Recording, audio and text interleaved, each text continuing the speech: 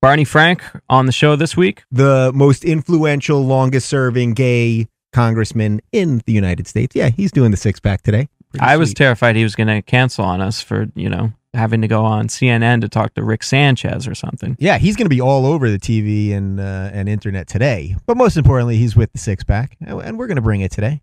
Am I allowed to bring up this whole Kathy Griffin scandal? There's been mudslinging back and forth between Barney Frank and Kathy Griffin. He went on the D-List show, and basically she was just bitchy to him. And then in the New York Times, he accused her of being a pill popper. Yeah, again, I'm going to focus on the gay marriage ban overturn, but Kathy Griffin and her D-List is important too. All right, well, let's get to it. Congressman Barney Frank is on the line. Nice to talk to you. So it's an honor and a thrill to talk to you, especially today, the day after Prop 8 is flipped in California. So very simply, what are your feelings about the decision? Well, I was happy it was made. I have to tell you, I have felt more optimistic, because obviously this won't mean a great deal until it gets to the U.S. Supreme Court. And I'm more optimistic that the decision in the Massachusetts case brought by Mary Bernard and the others will be upheld. We need 5 votes in the U.S. Supreme Court. Ultimately, it is helpful, I should say, even without that, as part of the argument. I mean, here's a Republican-appointed judge who says, look, by the standards that he's using in this case, if there's any rational argument for this, it has to be upheld. And he said there wasn't any. So we now have 2 federal judges appointed by 2 Republican presidents who said there's no good argument for banning same-sex marriage. And if there was a good argument, they would have gone the other way. So that's helpful. As to its ultimate effect, I think we have a better chance of the Massachusetts decision being upheld. On the other hand, it depends on who's on the Supreme Court in 2 or 3 years when it reaches there. And, for LGBT people, this shows that the 2012 presidential election is, if anything, even more important, because it is very clear if Barack Obama isn't reelected and doesn't get to appoint some more Supreme Court justices, then we'll never win these cases. Now, what would you say to people who believe that a judge should not be overturning, the will of the people who voted for Prop 8? Well, I'll tell them that they should be very mad at Justice Scalia and Justice Thomas and the other conservatives. They recently, the 5 more conservative justices, just overturned years and years of federal and state legislation by announcing that corporations can make political contributions to campaigns.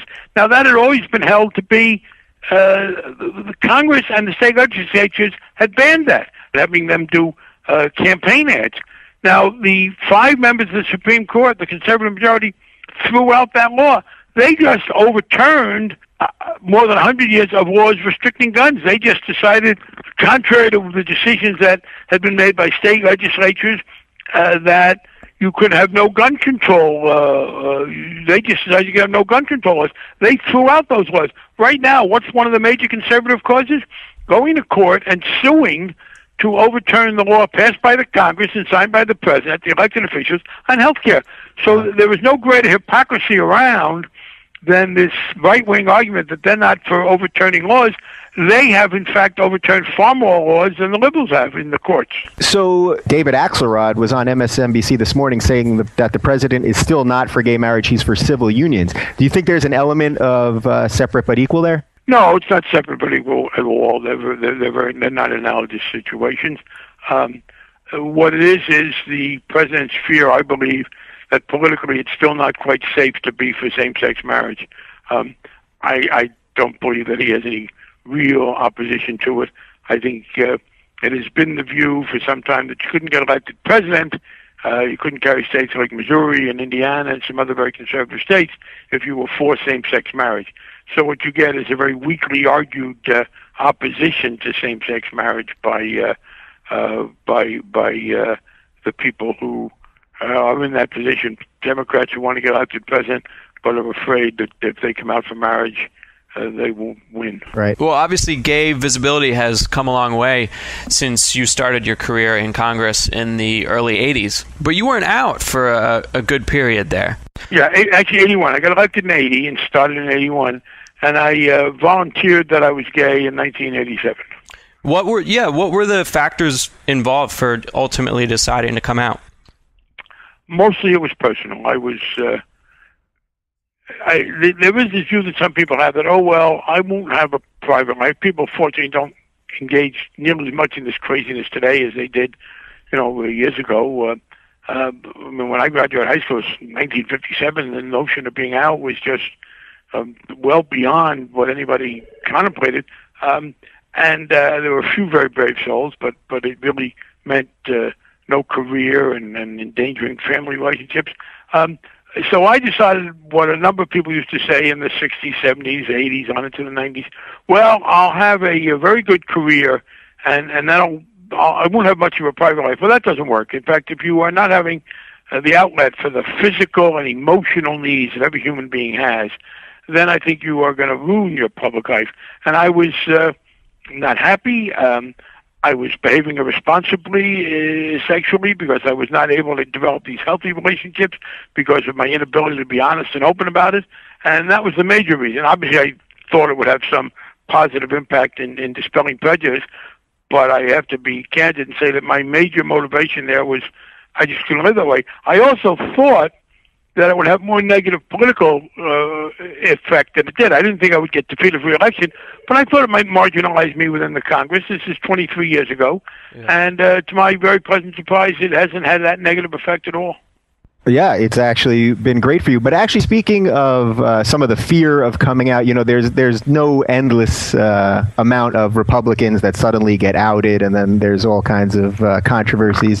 And there's something that we've read about called the Frank Rule, where you've said basically public figures are allowed to have private lives, but they don't have the right to hypocrisy. Correct. So without naming any names, I actually want to ask you about what do you think about this Senate race down in Florida right now?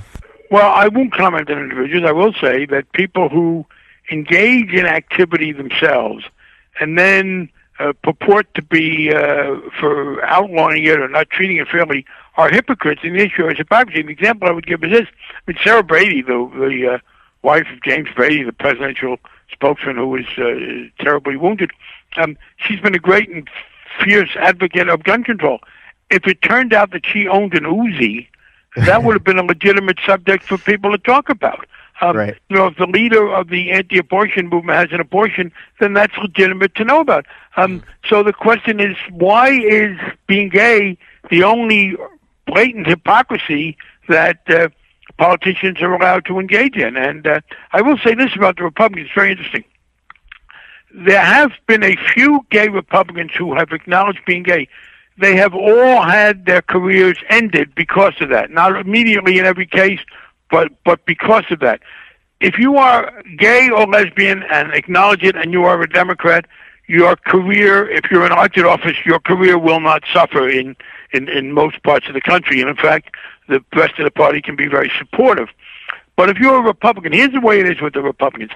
There are still a few morons around who think that your sexual orientation is a choice, although none of these people can tell me when I ask them when they decided to be heterosexual. Exactly. But there are still people dumb enough to believe it. But for the more sensible right-wingers and others, they understand that you couldn't help being gay or lesbian, and they'll allow that not to bother them as long as you're ashamed of it. I'm serious about this. If you're a gay, lesbian, bisexual, transgender Democrat, well, then you're allowed and encouraged and supported to be honest about who you are. If you are a gay Republican, there are almost no lesbian Republicans for a lot of reasons, but if you're a gay Republican, you are essentially given the rule that it's okay, we won't hold it against you that you're gay because you couldn't help it, but if you appear to be happy about it, we're going to kick you out. So that's why there are no successful openly gay Republican elected officials. So you're not switching parties anytime soon. That's what you're telling us. I'm not switching anything anytime soon. Now, beyond gay rights and financial reform, you've been in the press a bit lately talking about these bills to legalize marijuana and online gambling. I'm curious, are these bills about personal freedom, or is there also an element of stimulating the economy? Primarily personal freedom. Yes, they will have an economic impact, but that's not my major motivation. And I think... people say to me, well, you, and by the way, it's not just medical marijuana. And I'm here with Ron Paul, a very intellectually honest, very conservative libertarian. Ron's against the minimum wage, and I'm not, but he does take a consistent position in the area of very little government with regard to marijuana and gambling, and we don't think you should be prosecuted if you smoke marijuana, whether you're sick or not. And it's personal freedom. People have said to me, well, are you encouraging people to gamble or smoke marijuana? The answer is no, of course not. And it's not the government's business to encourage you. Here's the rule that ought to apply to human activity. There are some things that are harmful to others, and they're damaging, and those we make illegal, whether it's assaulting someone or cheating them or degrading the environment in ways that negatively affect a commonly held asset. Then there are some small number of activities that are very beneficial, and we encourage them. We give you tax deductions for charity. There are a few other things that we encourage you to do. But the great mass of human activity ought to be none of the government's business. We shouldn't encourage it or discourage it. Adults should be free to do whatever the hell they want. And I put gambling and smoking marijuana in that category. Now, before we let you go, I have one question about your human activity, Congressman. Are you and Kathy Griffin going to be hanging out in Provincetown this summer? I don't expect to. I was disappointed in her. I don't think. Look, I am I'm in agreement with her on a lot of causes, but gratuitously insulting some politicians' children, it's not a very useful way to do politics, and it doesn't. I think people have to be careful. You want to be a politician, don't be a cheerleader if you want to affect public opinion. If you spend all your time just, making the people who 100% agree with you feel good, you're not going to be very effective in advancing the cause. And finally, we should not allow to go unchallenged people just gratuitously insulting other people, particularly people, Scott Brown's daughters didn't choose to be in politics, and they shouldn't be targets. Well, Congressman, one of our favorite quotes from you is how you're a left-handed gay Jew, and you've never felt part of a majority. And as a left-handed gay Jew myself, I just want to thank you for taking the time to join us today. Well, all right. I guess we're with you, and we're now the 2 out of 3. We're a majority in this group. Pretty good. So we'll enjoy it while we can. He's a righty wasp, but I still like him. Well, at least I got the gay thing going for me. Okay. All right. Thanks. All right. Thank you so much.